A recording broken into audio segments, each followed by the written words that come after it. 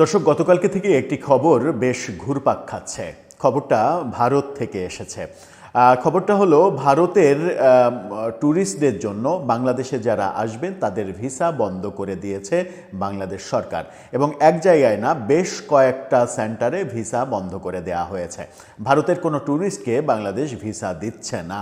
এই খবরটা গতকালকে থেকে চাউর হয়েছে এবং ব্যাপক চাঞ্চল্যের সৃষ্টি করেছে।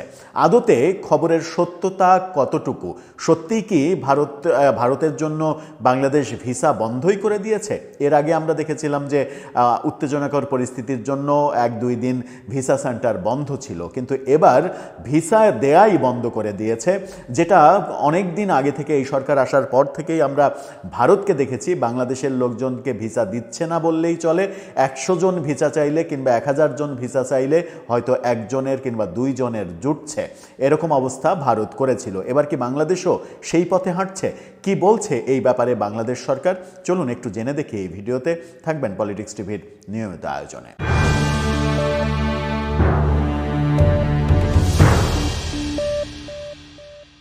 দর্শক, বলছিলাম ভারত থেকে খবর এসেছে। গতকালকে থেকেই খবর চলছিল যে ভারতের জন্য ভিসা বাংলাদেশ বন্ধ করে দিয়েছে। সেই প্রেক্ষাপটে আজকে বাংলাদেশ সরকারের টনক নড়েছে। বাংলাদেশ সরকারের পররাষ্ট্র উপদেষ্টা এই ব্যাপারে কথা বলেছেন। তার কথাতে কি সত্যটা বেরিয়ে এলো? কি বলছেন তিনি? গণমাধ্যম কি শিরোনাম করছে একটু দেখে নিন। গণমাধ্যম বলছে, নিরাপত্তার কারণে সমস্যা সৃষ্টি হওয়া মিশনে ভিসা সেকশন বন্ধ রয়েছে। ভারতীয় ট্যুরিস্ট ভিসা বন্ধ প্রসঙ্গে পররাষ্ট্র উপদেষ্টা, অর্থাৎ ভিসা বন্ধ আছে এটা বাস্তবতা, কিন্তু তিনি কারণ হিসেবে বলছেন নিরাপত্তার কারণে বন্ধ রয়েছে। তার মানে ভারতের জনগণের জন্য বাংলাদেশ এই মুহূর্তে ভিসা দিচ্ছে না। এটা কিন্তু একটা বড় খবর।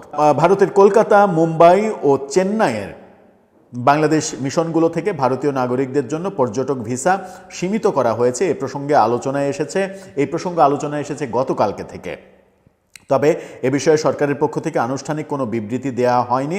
আজকে এ বিষয়ে পররাষ্ট্র উপদেষ্টা তৌহিদ হোসেনকে প্রশ্ন করা হলো। তিনি জানান, নিরাপত্তার কারণে বাংলাদেশের যেসব মিশনে সমস্যার সৃষ্টি হয়েছে, আপাতত সেসব মিশন থেকে ভিসা সেকশন বন্ধ করে দেয়া হয়েছে। পররাষ্ট্র মন্ত্রণালয়ে আয়োজিত সংবাদ সম্মেলনে সাম্প্রতিক বিভিন্ন ইস্যু নিয়ে সাংবাদিকদের সঙ্গে কথা বলার সময় আজকে বিকেলে এই তথ্য তিনি জানিয়েছেন। বাংলাদেশ ক্রিকেট দলের ভারতে খেলতে যাওয়ার বিষয়ে অনিশ্চয়তা প্রসঙ্গে তিনি বলেছেন, ভারত ইস্যুতে আসিফ নজরুল মন্ত্রী হিসেবে যেটা বলেছেন আমি সম্পূর্ণ সমর্থন করি। আমি এটাকে এভাবে দেখি যে একজন ক্রিকেটার, সে তো সীমিত সময়ের জন্য ওখানে যাবে কিংবা খেলবে, তারপর চলে আসবে। তার নিরাপত্তা যদি দেয়া সম্ভব না হয়, তাহলে আমার যে দলের সমর্থকরা যাবে এবং নিরাপত্তার প্রশ্ন আছে, আমরা কিভাবে বিশ্বাস করব যে তারা আমাদের সবার নিরাপত্তা দেবে? এ সময় বাংলাদেশের নির্বাচনের আগে ভারতীয়দের জন্য ট্যুরিস্ট ভিসা স্থগিত করা হয়েছে কি না, নাকি বন্ধ করা হয়েছে, এমন প্রশ্ন করেন সাংবাদিকরা। নির্বাচনের আগে ভারতীয়দের কি ভিসা দেওয়া হবে না? উত্তরে পররাষ্ট্র উপদেষ্টা বলেছেন, আমার কাছে এ ধরনের কোনো সিদ্ধান্ত নেই।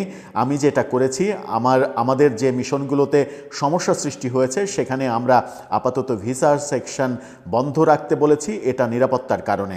পাকিস্তান থেকে যুদ্ধবিমান কেনার বিষয়ে তিনি বলেন, এটা আজকেও বলতে পারবো না, আসলে এটা নিয়ে কথাবার্তা চলছে, চূড়ান্ত হলে সবাই জানতে পারবেন। তার মানে পাকিস্তান থেকে যুদ্ধবিমান কেনা হচ্ছে, এটা মোটামুটি নিশ্চিত, যেটা গতকালকে খবর দিয়েছিল রয়টার্স সহ বিভিন্ন আন্তর্জাতিক গণমাধ্যম। নির্বাচনের সময় ভারতীয়দের কি ভিসা দেয়া হবে না? ভারতীয়রা নির্বাচনের সময় যেন বাংলাদেশে আসতে না পারে। বাংলাদেশে এসে বাংলাদেশের সন্দেহ তো এরকম রয়েছে যে ভারতীয়রা এসে নানা ধরনের অরাজক পরিস্থিতি তৈরি করবেন, সেই কারণে কি ভিসা বন্ধ করে দেয়া হলো অনেক দিন আগেই, নির্বাচনের প্রায় 1 মাসেরও বেশি সময় আগে? সেটা একটা বড় প্রশ্ন, যদিও সেই প্রশ্নের উত্তরটা পররাষ্ট্র উপদেষ্টা এড়িয়ে গেছেন। কিন্তু যারা অরাজকতা তৈরি করে তারা কি বৈধ পথে আসে? তারা কি ভিসা নিয়ে বিমানে চেপে আসে, কোনো দেশে আসে কিংবা কোনো দেশে যায়? যারা অরাজকতা তৈরি করে কিংবা করতে চায় তারা তো অবৈধভাবে আসে, অবৈধ পথে চলাচল করে, অবৈধ নানা কর্মকাণ্ড করে, এবং পুরোটাই তাদের কর্মকাণ্ড এবং যাতায়াতের পথ সেটা পুরোটাই অবৈধ হয়। বৈধ পথে যারা ভিসা নিয়ে আসে তারা কখনোই কোনো রিস্ক নেয় না কোনো দেশে গিয়ে অরাজকতা তৈরি করার জন্য। ভারতের জন্য ভিসা বন্ধ করে দেয়া এটা একটা বড় বড় ইস্যু। এই ইস্যুটা ভবিষ্যতে হয়তো আরও বড় হবে। বর্তমানে মোস্তাফিজকে নিয়ে তৈরি হওয়া ইস্যুর কারণে বাংলাদেশ দল ভারতে টি-20 বিশ্বকাপ খেলতে যাবে না, এরকম খবরের মধ্যেই আছে। সর্বশেষ এই ব্যাপারে একটা আপডেট রয়েছে, সেটা হচ্ছে যে ভারতীয় ক্রিকেট বোর্ড থেকে বাংলাদেশ ক্রিকেট বোর্ডকে জানানো হয়েছে মুস্তাফিজকে আইপিএলে ব্যাক করানো হবে, আইপিএলে খেলবে, নিরাপত্তাও দিবে ভারত, এবং তোমরা ভারতে বিশ্বকাপ খেলতে আসো, এরকম একটা প্রস্তাব সম্ভবত ভারত থেকে বাংলাদেশকে দেয়া হয়েছে। বাংলাদেশ সেই ব্যাপারে এখন পর্যন্ত রাজি হয়নি। তার মানে বাংলাদেশ এখন পর্যন্ত গোঁ ধরে বসে আছে যে ভারতে যেতে চাই না আমরা ক্রিকেট খেলতে। সব মিলিয়ে ভারতের সঙ্গে উত্তেজনা কোনো দিক থেকেই কমছে না, চতুর্দিক থেকে বাড়ছে, এবং বাড়তি উত্তেজনা হিসেবে পাকিস্তান থেকে যুদ্ধ বিমান কেনার প্রস্তুতি যখন চলছে, তখন কিন্তু ভারতও হয়তো চুপচাপ বসে থাকবে না। চুপচাপ বসে থাকবে না আমেরিকাও, কারণ পাকিস্তান থেকে যে যুদ্ধ বিমান কেনা হচ্ছে সেটা চীনা প্রযুক্তিতে পাকিস্তানে তৈরি হয়, অর্থাৎ চীন পাকিস্তান সম্মিলিত ব্যাপার রয়েছে। সেখানে আমেরিকার গোস্বা হতে পারে, ভারতেরও গোস্বা হতে পারে। এখন দেখার বিষয় দুই গোস্বাকে পাশ কাটিয়ে আমরা কতটা এগিয়ে যেতে পারি, কিংবা আমরা কতটা ঠিকঠাকভাবে থাকতে পারি। দর্শক, আপনার মন্তব্য জানিয়ে এই ব্যাপারে লিখতে পারেন আমাদের কমেন্ট বক্সে।